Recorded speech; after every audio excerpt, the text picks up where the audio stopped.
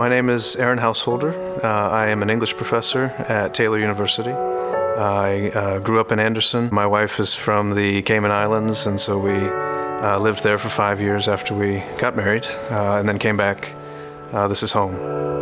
Unexpectedly, we got pregnant with Benji. The pregnancy was pretty good. There were a few signs of concern, but they kept saying, you know what, we think he's okay, we think he's okay. Right after she broke the water, the heart monitor started to do things that, to my untrained ear, I wasn't sure what that meant, but the doctor immediately said, we're gonna go surgery now. About 40 minutes later, the doctor came in and said, I need to sit down next to you. And she said, your wife is fine.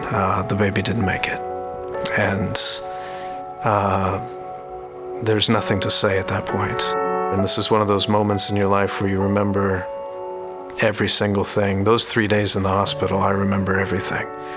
We sat with the funeral director and he asked us what we wanted. What kind of service do you want? Do you want a showing? Here's what the casket looks like. Do you want a chapel service at the cemetery? Do you want flowers? All of those things. Hardest questions to answer. And after we answered all the questions, he said, okay, somebody anonymously has paid for this. And everything stopped.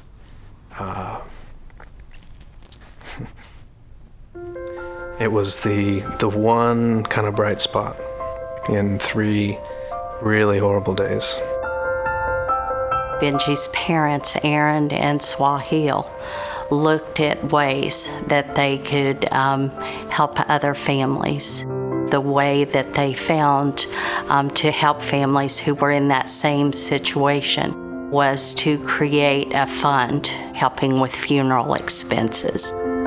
Because those were the worst days of our lives, we remember every single thing, every texture, every visitor, including that grace, that moment of grace that somebody gave us.